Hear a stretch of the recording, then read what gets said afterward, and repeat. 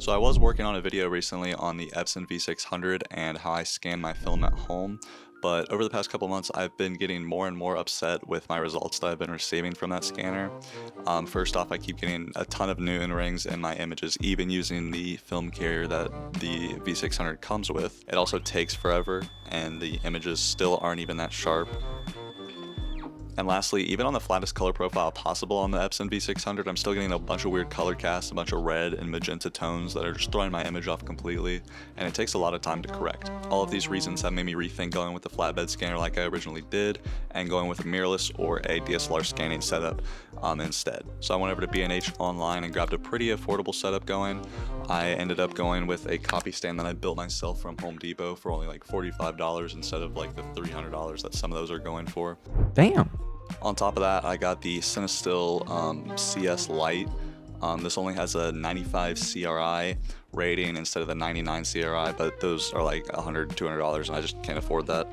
95 will produce a pretty good image in itself. Film holder, I ended up going with the Veloy 35mm film holder. It's very basic, no fancy features like rolling or anything, but I just ended up going with it because it holds the film flat, it was cheap, and it's just a really basic option that matches my Cinestill light perfectly. And then my camera that I use to scan is the Sony a6400, which is what I'm filming on now. Now I pretty much had everything. I only spent $150, but I did run into an issue with finding a macro lens at an affordable price because some of them can be $1,000, $400, but I was looking for something more affordable than that. So I ended up going with the TT Artisan 40mm macro lens. And for being $100, it produces a pretty sharp image, and yeah, it's a pretty solid lens for $100.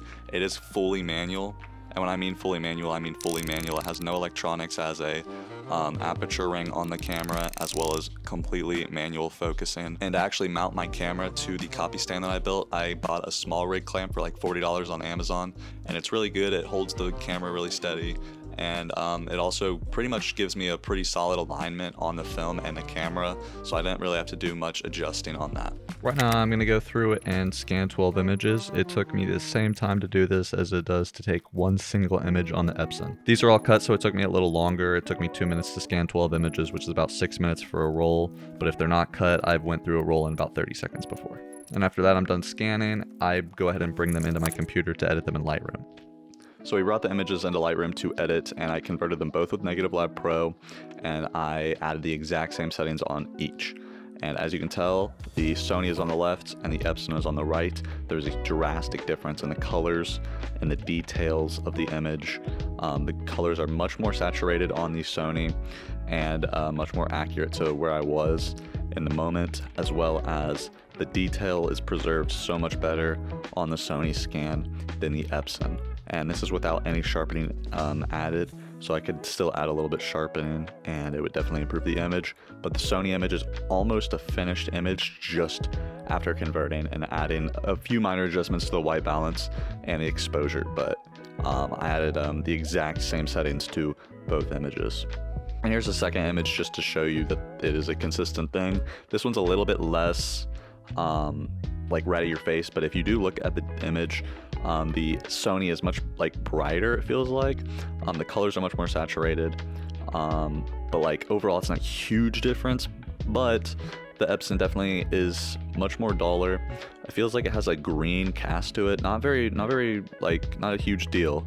It's very easy to fix on here. It's very light on this image, but also if you zoom in, the details on the Sony are definitely much more preserved. If you look at the edges of this box here, the Epson definitely feels a little bit more softer. So I've done the same thing with a couple more images, and every time it's the exact same. The Epson is much more dull, the colors are much less saturated, and overall the image is just not nearly as good after converting, and I have a lot more work to do to get to a finished image that I would be wanting to post. And overall, the Sony is much quicker, has much better results, and it actually was cheaper than the Epson flatbed scanner. The flatbed scanner was $300 and the Sony setup was only $250. Granted, I do already have a camera, so that's not included, but if you do have to purchase a camera, that might be a bit of a different story for you. But if you just need the supplies that I listed in this video, $250 to $300 is what you're looking at, and you're getting much better results than the Epson flatbed scanner, in my opinion. But yeah, that's pretty much it for this video. If you guys enjoyed and learned something, please make sure to subscribe. This was definitely different for my channel. I don't really post educational content, but if you guys did enjoy and you learned something, please let me know so I can continue making some stuff like this as well as my normal content. And yeah, please subscribe. We on the way to 500 subs. We almost there. And yeah, thank you guys. Peace out.